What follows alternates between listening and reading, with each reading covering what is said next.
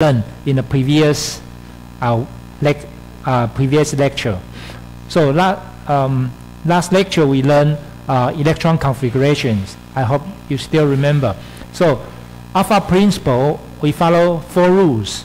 The first one is electron field sequences and energies. So electron has to field from the lowest energy from here and then to the highest energy, right? Okay, so this is called electron fielding sequences and energy. The second one is called Pauli exclusion principle. Pauli exclusion principle is each energy state can field 2 electrons. This is called energy state, right? Energy state. So this state can field 2 electrons. So these 2 electrons are identical. That means that you have to follow quantum numbers. There are 4 quantum numbers. These 2 electrons will have different quantum numbers. So one will be spin up, one will be spin down, or clockwise or anti-clockwise, right? Okay, this is called Pauli exclusion principle. So you feel spin up and another electron will be spin down. And the third rule is called Hund's rule. Hund's rule is that once you have 3 energy states in the same energy level, and then once you want to fill in the electron, you have to fill in each energy state first. So it should be unpaired. It should be unpaired. I use a case of bus, the seat in the bus, right? In the city bus for you to understand this. So you don't want to sit beside a stranger, right? So you want to sit. You want to have more space, so you will pick up unpaired seat, right? So this, in the case, that will be 1, 2, 3 for each energy state, and then after that, the number 6 electron will fill in with another with 1 energy state, which is paired. Okay, so this is called Hund's rule. The NL rule is that when you fill in the energy state, you have to follow 3D, 4P, and 5S. And why 3D, 4P, and 5S? That's because 3D, 4P, and 5S, that means the D is 2, right? P is 1, S is 0. So you have the same N plus L is equal, right? 4D equal to 5P equal to 6S. But you have to fill in with the lowest number, the smallest number, 4 first, 5, and 6. These 4 rules are called Pauli alpha principles. Okay, so last lecture we have learned electron configurations, and we also learned wave mechanics. So we already introduced 2, which the first one is called de Broglie, right? De Broglie, which is a matter wave. So we regard electron as a wave, not a particle. And we derive an equation, which is this equation is wave behavior for the electrons, and this equation is identical to the particle behavior for the Bohr equation model, which is postulate number 6. I hope you still remember. So the equation for the wave behavior of the electron equal to the equation for represent the particle behavior of the electron. So these 2 are very beautiful to tell you that electron can be regarded as a particle as well as a wave. Okay? Right. We have visitors. Okay? Right. So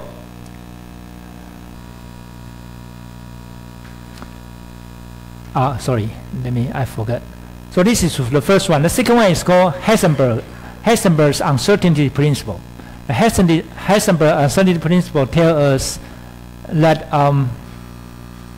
you cannot measure the position and the speed of the electron at the same time. It's very difficult because I give you an example using a phenomenon of observation. You need energy exchange.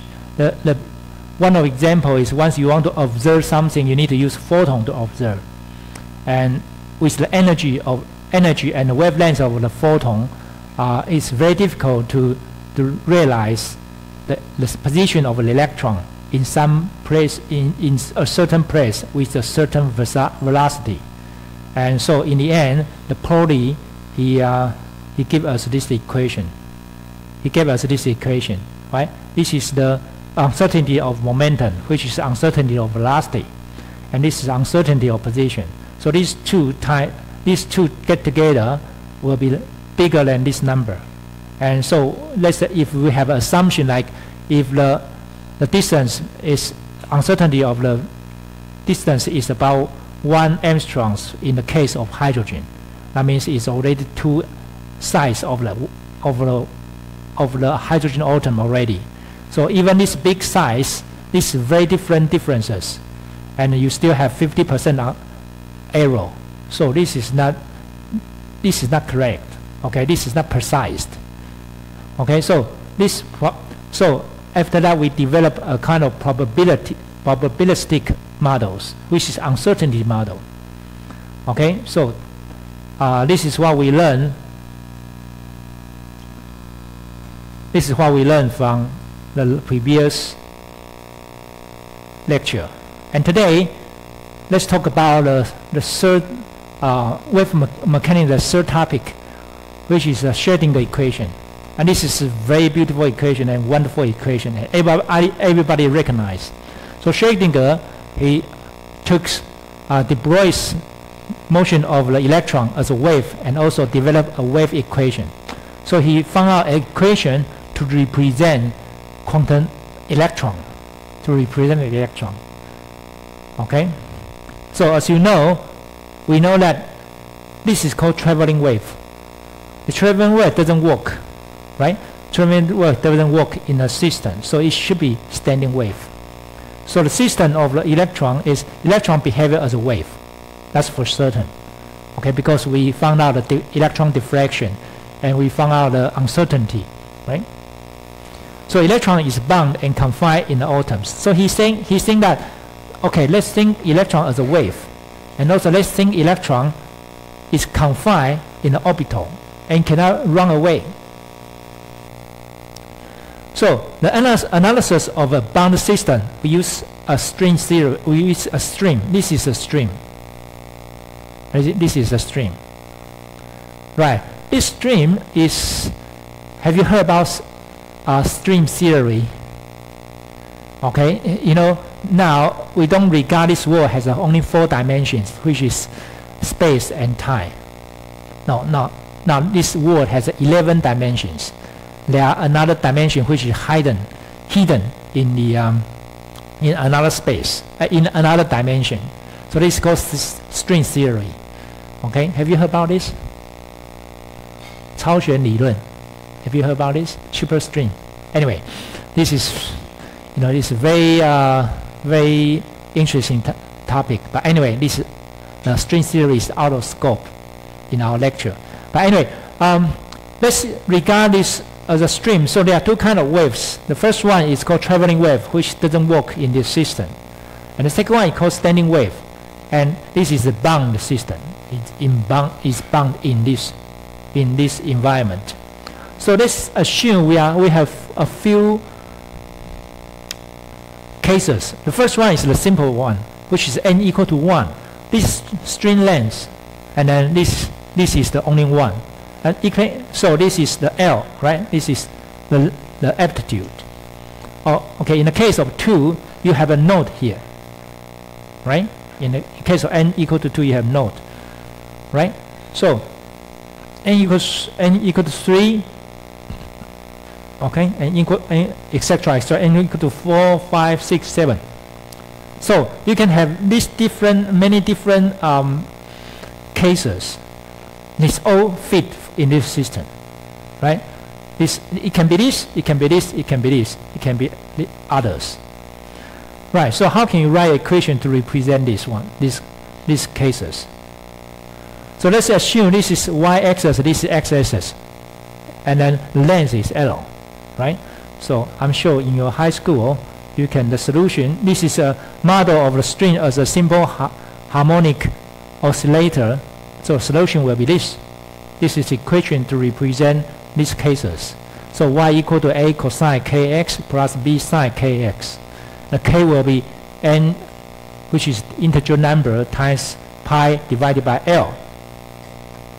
And n equal to 1, 2, 3. This is the 1. So I'm sure you know this. This is a very simple equation to represent these cases. Okay.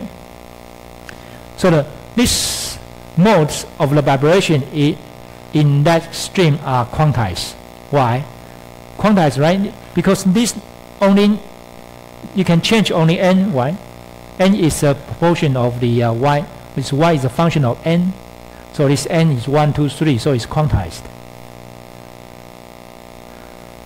Right? And then solution is not only one solution. You can have this one, this one. If you have 1, 2, 3, this solution is parallel. Okay, so Schrodinger, he starts from this fundamental concept and combined with the Heisenberg and de Broglie, he applied a string model to a large-scale systems. Eventually, he come up with this wonderful equation. Right. So I don't have time, and you don't need to remember this equation. But here is just in a case of, this is called wave function, okay, or also called Schrodinger equation. The wave function for only one electron atom. This can apply for multiple electrons, but only if you only apply for one electron atoms, it can be represented like this. This is psi is 1s orbital, right? Is equal to this one. Or this equation is derived from this equation, okay? Right, so I'm sure you know this is called wave function. Psi function of 1s is equal to this. This is called wave function. And wave function has no any physical meaning. It doesn't represent speed. It doesn't represent weight, length, whatever. There's no physical meaning for this function. But you know that A0, you know A0, right? This is Bohr radius. It's 0.53 angstrom. I hope you still remember, right? And R is the distance. Z is what?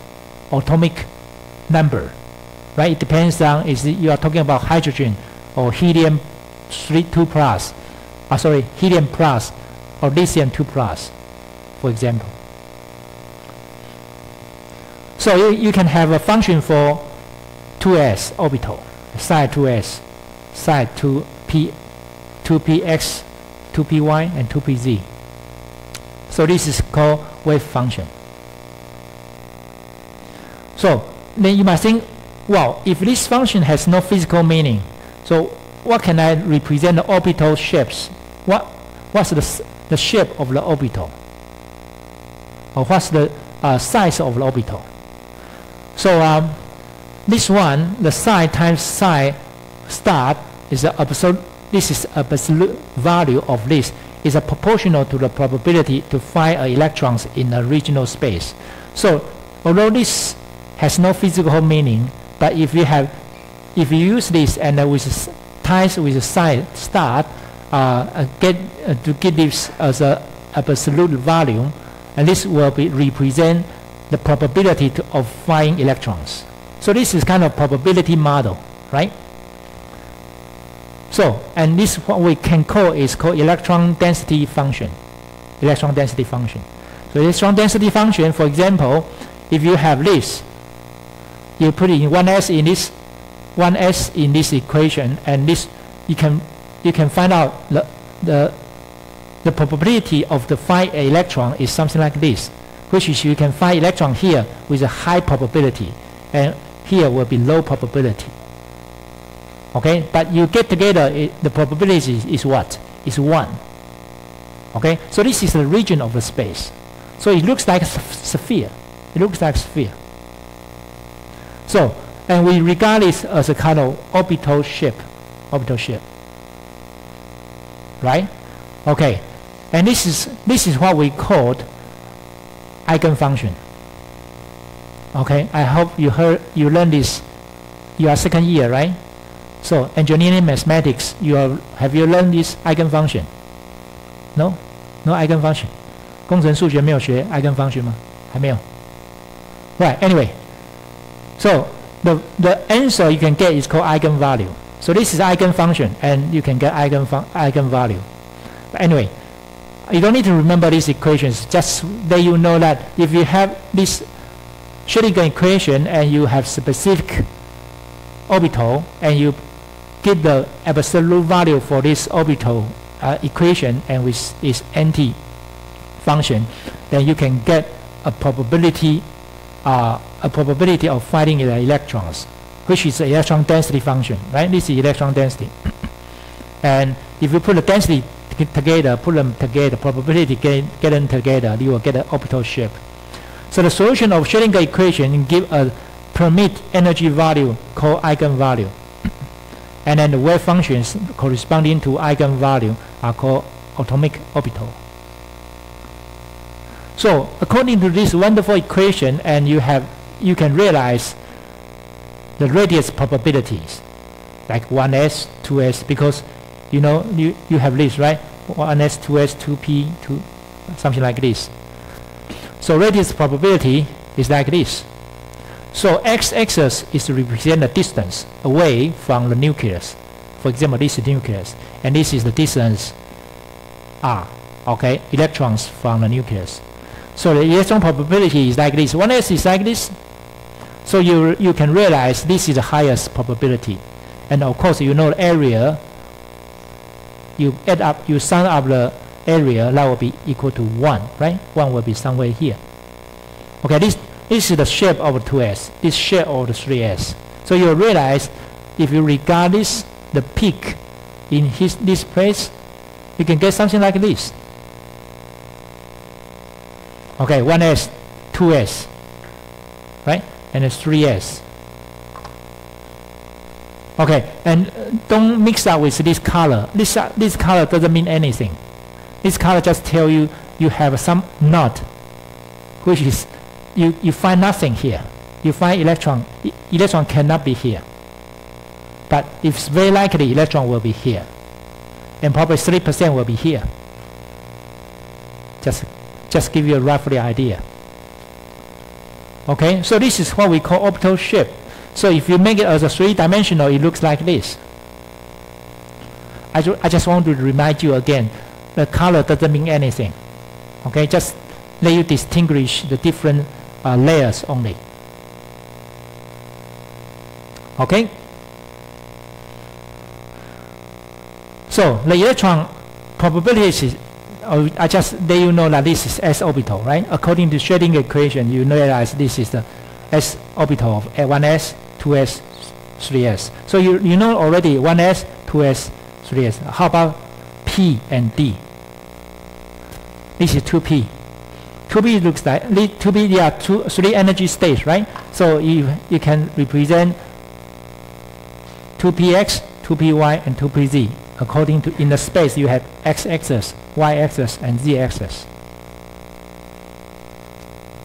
Right, x, y, z, and nodal plane. Nodal plane means that in the center, the probability to find an electron is 0 because it's the center of the electron, center of the atom. So it's called what? Nucleus. Okay, so there are 3 energy states. So, for example, if you have a closed section for this, for example, this is xy plane, and you can have in this case xy plane here, above, this is the probability, below, this is the probability. How about 3D? 3D looks like this. You have 5 energy states. So it's 3dxy, 3dxz, and 3dyz, and 3dx power 2 minus xy power 2, and then this is 3dz power 2. Again, I just want you to know roughly idea of the shapes, but you don't really need to know, you don't really need to remember how to draw the shapes by energy state. So you can find this in this website. Just visit this website. They already calculate all the using the Schrodinger equation and calculate the shapes for you. This is 1s, 2s, 2p, and then 3s, 3p, 3d, and 4s, 4p, 4d, 4f. As you can see, it's getting complicated. Okay, very interesting, right? So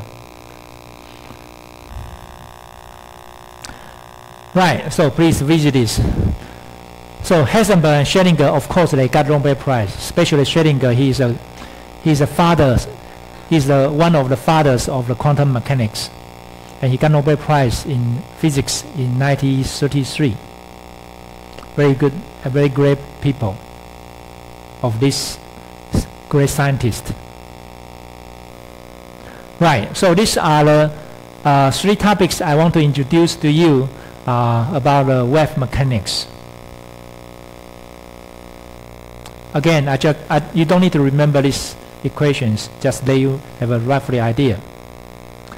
So mechanical model, wave mechanical model is that the electron is considered to inhibit both wave-like and particle-like characteristics.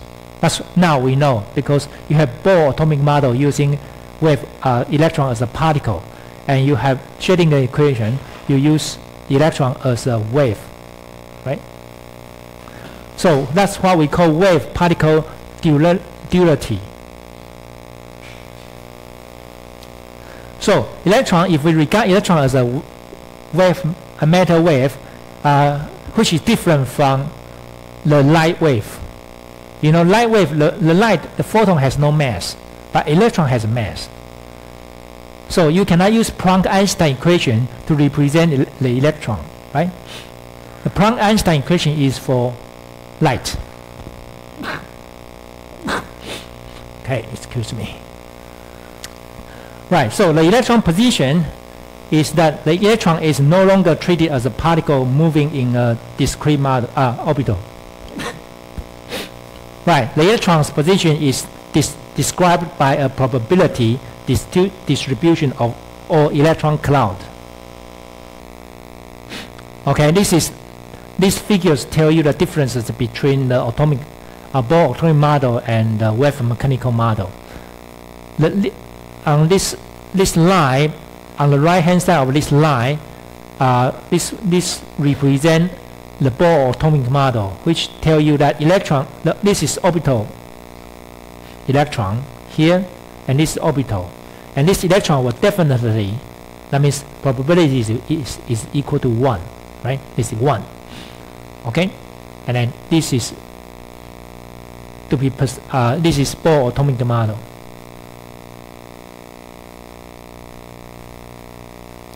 Okay, this side is represent the Bohr atomic model, but for the wave mechanical model, there's no discrete orbitals. That's the probability, as you can see, this probability, right? So this is 1 here, so this represent the wave mechanical model. Okay, so let me summarize some of the important information for you. This is electron, this electron energy states, electron configuration. We already learned these 2 topics, right? Remember? Okay, and now I'm going to introduce you what is stable configuration and what is valence electrons. Okay, the electron energy level, you know this, right? This is just for your information, this is Bohr atomic model. Here you have discrete 1, 2, 3, n equal to 1, n equal to 2, n equal to 3. And this wave mechanical model develop more energy states, right? Right. So if energy equal to 0, this is called unbound free electrons. Right, so for the both of the model, anyway, electron is quantized. Okay. Okay, and then quantum jump. This is called quantum jump. The electron will, if the electron jump to these different levels, either absorb energies or emit energy, right? This, if you jump from here to here, this is what we call absorb energy, right? Absorption of energy. And if electron drop from here to here, energy will be emitted, right? Okay. For your information, and I hope you still remember, this is called electron energy states. 3 energy states here, right? Right, just skip this, and you already learned this. Right, so I just skip this.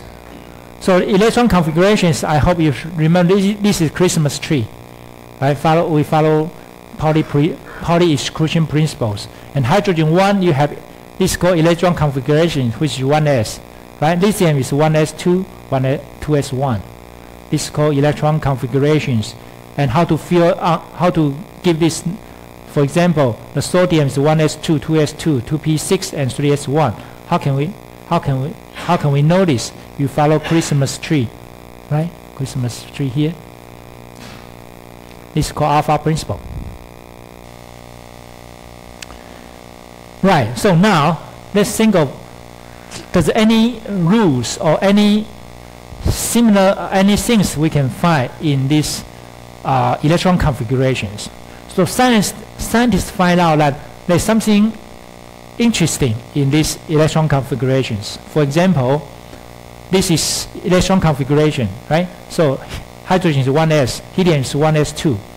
And they realize helium is stable. The gas of helium is stable. And the neon, which is 1s2, 2s2, 2p6 is stable. The gas itself is not reactive. And then the argon is stable, which is 3s2, 3p6.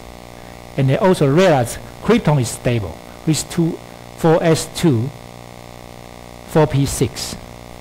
So do you find something interesting? Do you? Will you? Okay. Right, okay, you realize something happened. 2s2, s2 and p6.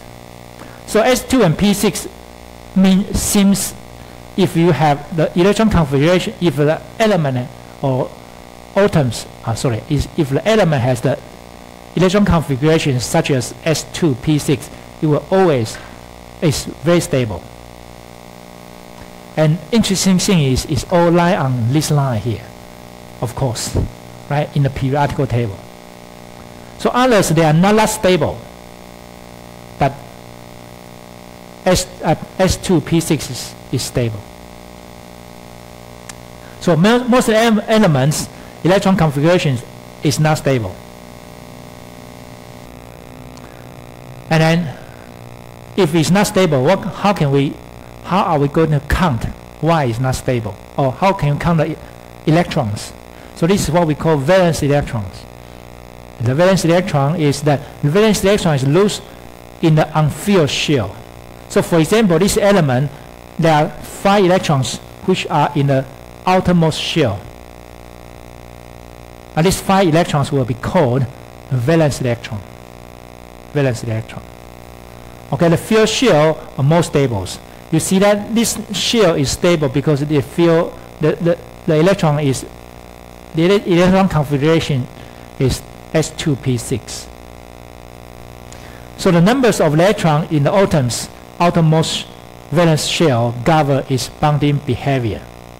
This is very interesting. When you talk about chemistry, chemical reactions, it's always related to valence electron only.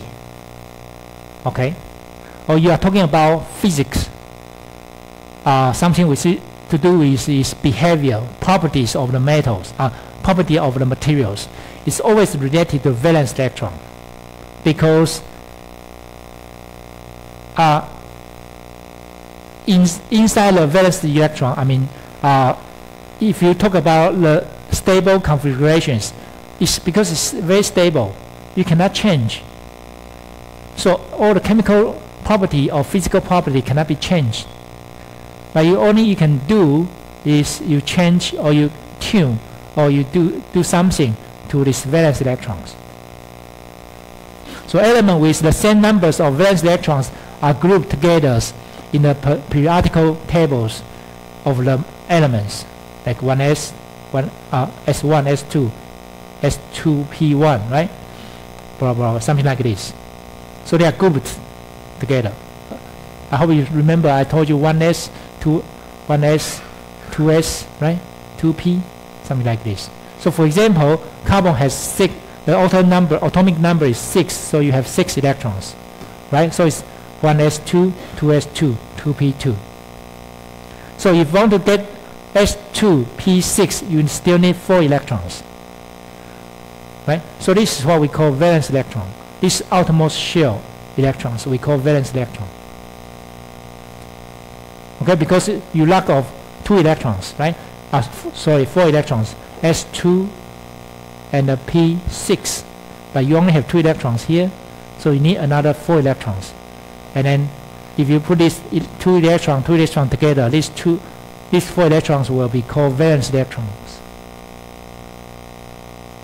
Okay? So, as I just told you, the valence electron will related to chemical reactions or physical properties will always related to the valence electrons. So valence electrons are most available for bonding or tend to control the chemical properties. So if you are from chemical engineering department or chemistry department, you always play around with this valence electron only if things involve chemical reaction. So in general rules, atoms are main groups elements tend to react to form closed or complete shell. So for this, in the case of this carbon, I told you that this carbon you have only 4 electrons, valence electrons. So you need another 4. So if you bond with hydrogen, hydrogen has 1. So you can get what? You can get 8 electrons, which is S2P6. So this will be stable, right? This carbon will be stable with 4 hydrogen, and this is called methane, right? Methane, 甲烷. So this tendency is called Artek rules. So you want to get Artek. Artek is A, right? This is Artek. 八爪鱼, right? Artek rules. Since the bonded atoms has or share A valence electrons. Okay, just give you an example. So this is called valence electron here. So this is, if we have periodical table, this is called group 1, group 2, group 3, 4, 5, 6, 7, 8, 9, 10, 11, right? 13 until 18. So group 1 is this one. This is group 1. And group 1, the valence electron is only 1, right? And in group 2, the valence electron is 2. Group 3 to group 12, I'm going to tell you later. This is called modified d electron count method. So you want to know how many valence electrons in the group from group 3 to group 12. You need to use modified d electron count method, which I will show you in the next page. Group 13 is number 3, and there are 3 electrons. 14, 4 electrons. 4, 5, 6, 7. And number group 18 here is stable, right? S2P6. Except helium. Helium has only 2 electrons. Okay, so what is modified d electron count method? Let me give you an example. Let's use iron as an example for you to understand. So iron has 26 electrons, of course 26 photons. So you can write iron electron configuration as like argon 3d6 4s2. And so this is energy level, right? Energy states, energy level and energy states. And we follow alpha principle anyway. So if you have 26 electrons, so you have to fill in from low to high, right? So you have 26 electrons, you start to fill electrons 1, 2, 3, 4, 5, 6, 7, 8, 9, 10, 11, 12, 13, 14, right? Why this one? Hung's rule, right? Hung's rule. Okay. Where are we? Okay, whatever. 1, 2, 3, 4. Okay. You start to add in, and then you have another 3 or 4. So you start to fill in the D, right? That's what we call D electron count. So modify D electron count methods, which is in D. So 1, 2, 3, 4, 5, 6. Okay, you have 6 electrons.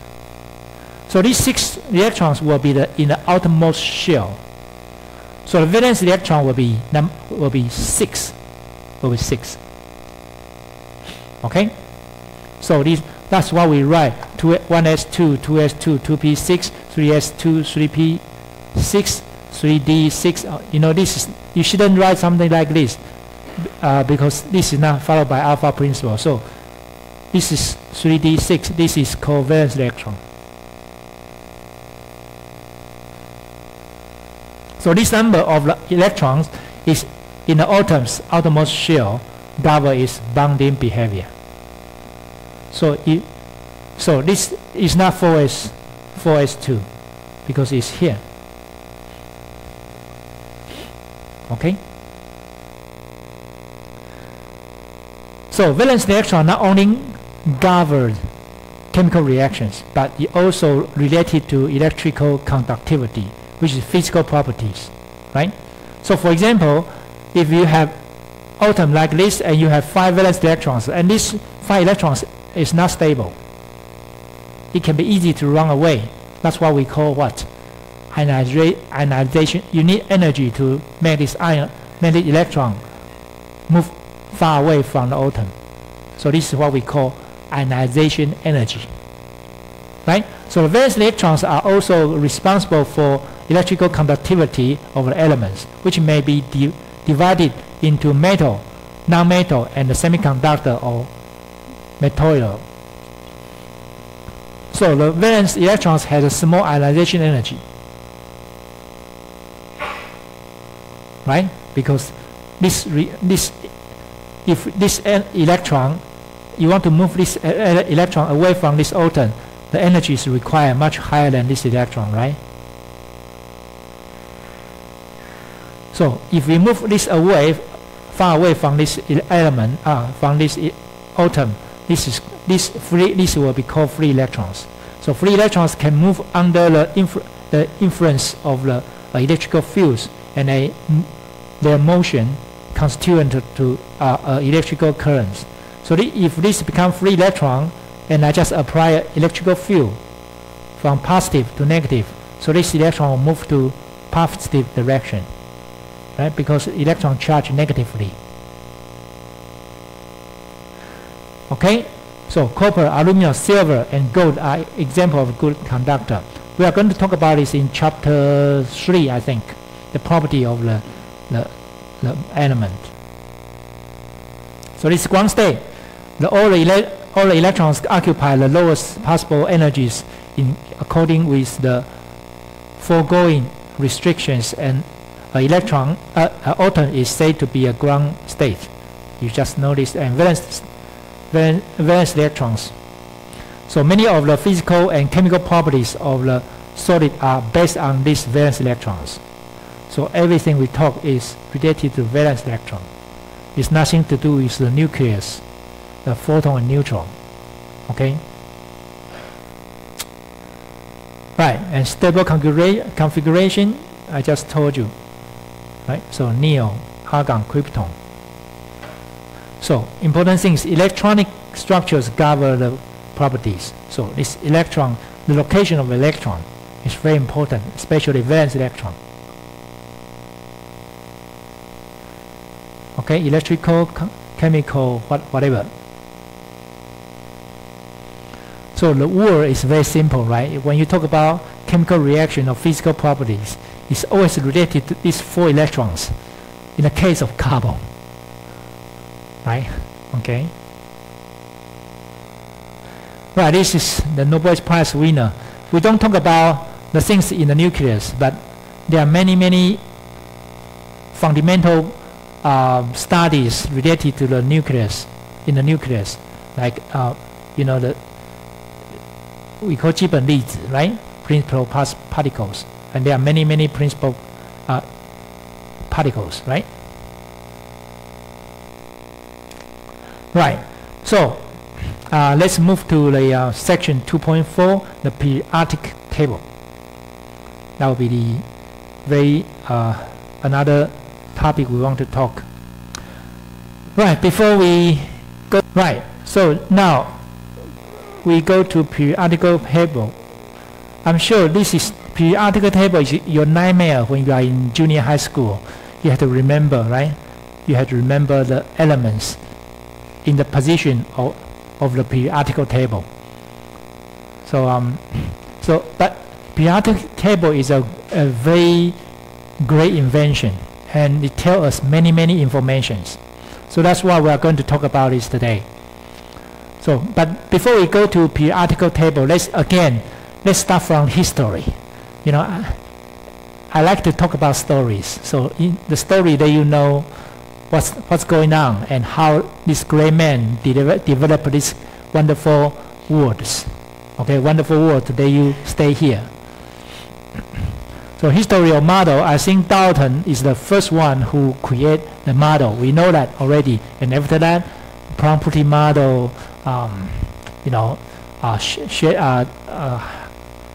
Bohr atomic model, you know, Bohr-Sommerfeld atomic model. So this is Dalton model of the atom. I think I just skipped this. I already introduced this to you, and some of the information is correct, some of the information might be not that correct. So in Dalton, he started to give the symbols to the elements. For example, number 1 is hydrogen. Number 5, we don't know what is this. This give another name, you know, number 5, right? Element is nitrogen. Excuse me. Right. Okay, carbon, hydrogen, oxygen. Some of them is correct. So Dalton start to give symbols. This is interesting. And then now, because it looks a little bit different from the one we use today, but anyway, always you need to modify things, right? So the first one is very important. And not only he create model atoms, but he also think that 2 atoms can become a molecule, and you can have many molecules, right? So this is, you know, you have a binary. The 2 atoms get together, binary, ternary, 3, 4, and 5, and many. Okay, so this is the book. Okay, this is very classic. Right. So if you have many atoms, and can you find out what are the same property of these atoms? Which one is very different? So the Aristotle he think that there are only 4 basic elements, which is earth, fire, water, and air. But this is long time ago. And after that, in a recent, like 2 centuries, 3 centuries ago, they started to develop these elements. So they started to classify the elements. The first one is Lavoisier. He had 33 chemical elements, and he grouped these elements as the gases, metals, non-metals, and earth. Okay, so he is regarded as the father of the modern chemistry. So at that time there are only 3 chemicals, 3 elements, and he grouped into these 4 types. And after that, the many developed, like Dubrinier. He think that he want to group elements from three and group of 3. So like lithium, sodium, and potassium. He grouped this together, and he thinks this group is soft reactive metals. So this is called law of the triads. Law of triads. And then Newton, he thinks, well, I don't want to group. I don't want to group element into 3. I want to group element into 8. So this looks like a music. It's a law of additives. So Newton, he's from England. He thinks that, I want to increase the atom weights. So this interval 8, it looks like additives of music. Of course, this is not right. But they start to develop this.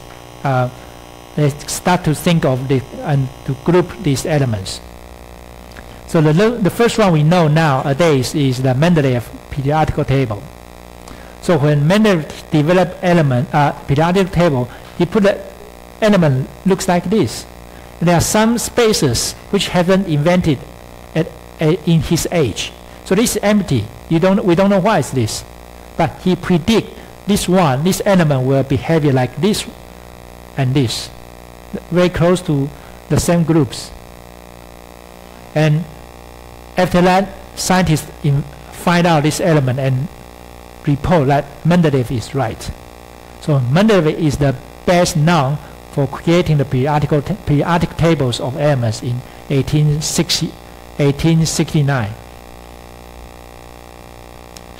Right. Arranged by the Alton methods and the other atomic properties. The great things for this periodic table is that he left spaces. Because at that time then we don't know why is this. For the elements he predicted, and also predict that the properties. He also predicted the property of these elements by using the patterns he found in another elements. So there's an argument, right?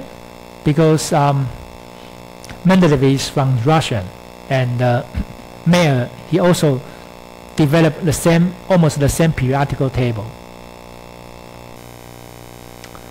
Right. So now this is the periodic table we know, and then it's already in our mind, right? So let's start to know about this. So if you have a element and you have numbers here, and this number represent different information for you, right? I hope you still remember that you can have ionization energy, the first ionization energy in this box, right? And 29 is atomic number. 33.54 is atomic weight. And the majority of the element in this table are metal, which is about 95% of the element are metal. And then this is non-metal in this region. And a few elements are called intermediates, which is semi-metal or semiconductor.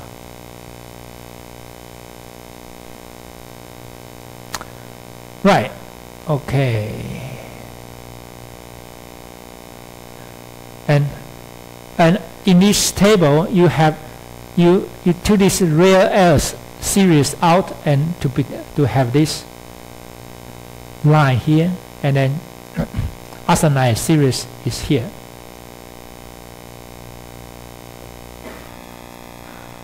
Right, as I just told you that this periodic table tells you different informations. In this table, for example, if the element with black color, this is solid. Okay, this is solid. With red color, this is liquid. Okay, this is liquid. With the blue color is gas. And with this is what? It's radiative. Since so this synthesized. There's no this kind of element in nature, and you synthesize this element by human being. So the current standard table contains 118 elements today. And then after uranium is synthetic elements. This one and this one. Right. So let's start from the first line. The group 1A. Group 1A is alkali metal. Alkali metal is known as a group 1A, and it's very reactive. Okay, meltable and ductile and good conductor. Right, lithium, sodium, potassium. Right, and then the most reactive elements are cesium and francium. Why? Because the electron is very far away from the center, so electron is very easy to move out. And if electron move out, it's involved in chemical reaction or properties. Okay, that's why it's very reactive. The most reactive is cesium and francium. Or can explode when it's exploded to the water. So it's very reactive to the water anyway. So you have one loose bound valence electrons. You have only one. There's only one electron in the outermost shell, and this is called valence electron. Okay. No, second line is called alkaline earth metal. Alkaline metal is also known as a group 2A. Okay, and then the low electron affinity and the electron negativity. I'm going to tell you this later. So you have two electrons, right? One valence electron, and two valence electron. Okay, and the small atomic radius than alkaline. So the barium, the atomic size is less than the lithium. Why? I'm going to tell you this later, okay, next week or next week. And ready to form a divalent cation, 2+. So this barium, so the size of this element is small to big, right? Small and bigger. And there's only two valence electrons. Right, and another one is transient metals. Transient metal is here. Transient metal is, compared to these two groups, is fairly unreactive. Okay, and the high melting point and boiling point. Why? Because of bonding. Okay, and it inhibit wide range of the oxidation states because it's modified d electron counts method. Right? That's why you have many different oxidation states. So low ionization energy. What's the ionization energy? The electron is capable to move away, very far away from the atoms. So this is called ionization energy. Right? And low ionization energy means what? Means you have a lot of electrons, and then you can easily to move electron away from the atom. That's why we call low electron energies. Low ionization energies. Okay, the noble gases here, we always had Nihonben. It's all from the because it's very stable. Noble gases. Okay, and then very non-reactive. Why? Because H2P6, right? The complete valence electron, valence shell, and very low electron negativity and low boiling point because it's in gas. Of course, this is very low boiling point. These are all gases, right? Right, and because this gentleman these two gentlemen, they got Nobel Prize because they found the inner gases. Just for your information.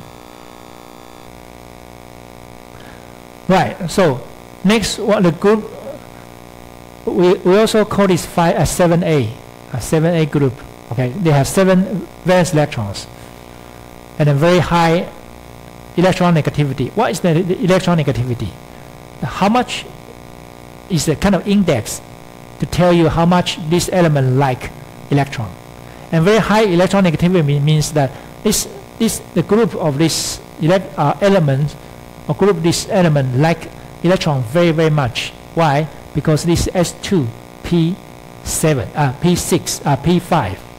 So S2 P5 means that if you reach S2 P6, that will become very stable element.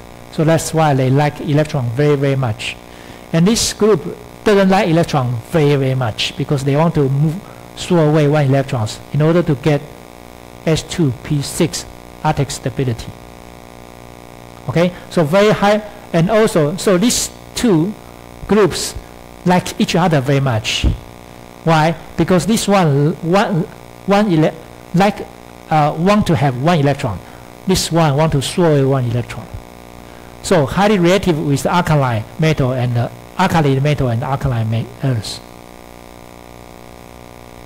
Okay, and low ionization energy. Again, ionization energy means what? Move 1 away, electrons away, right? It's also low. This is the size of the these molecules. Right, and lanthanide group here, lanthanide group here is a silver. These are all silver white metals, and the tarnish when exposed to air. And also it's very reactive. Why? Reactive means what? The valence electron is very, very free, and now I shouldn't say very, very free. It's easy to move away. Okay, so that's why it's very reactive. And high melting point, boiling point. So arginine here is this 3 group, this line here, and it's all radioactive. That means 放射线, right? And it's a highly electron positive and very dense metals. Very dense metal means what? These lines are very, very dense. Why? Because you have a lot of proton and neutron neutrons in the nucleus. That's why it's very heavy. That's why the density is very high. Right. So this is one of lanthanide is a very okay. These are very precious metal. So they are because they are precious and they are very important for many, many applications, like semiconductor, superconductor, catalysts, phosphorus, laser. They are very important. But mainly they are from China. They are from China. So how are you going to get these metals? Because they are very reactive. Okay, they are always in the oxidation state, oxide. So you use very strong acid. If you have a mountain, and then there are many of these rare earth metals, so use very strong acid to put this acid into this mountain. Everything die, like tree, bird, worms, insects, bacteria all die. And because you use acid, right? Acid drop, and you collect all the important precious metals and just refine it. That's why you got a lot of pollutions. Okay. Anyway, people try to use a friendly way to do it, but it's not easy. Okay, so this is the traits of the periods. So we want to know that. So next topic is the trait of the periods. There are 4 important topics here because you need to find some rules between the elements, and there are some rules you want to follow, and then you realize that according to this periodical table, I can find some rules for the atomic radius. For example, this one is smaller than this one is smaller than this one is smaller than this one, and why? And I just told you that magnesium, the size of magnesium atom is smaller than sodium magnesium, sodium atom. Why? And this one is smaller than this one is smaller than this one. Why? Okay, this is the way you want to know. And electron negativity is the index. Today you know how much this atom like electron. Another one is electron affinity. That's another story. And the ionization energy, we already told you. Right, so I don't have time to talk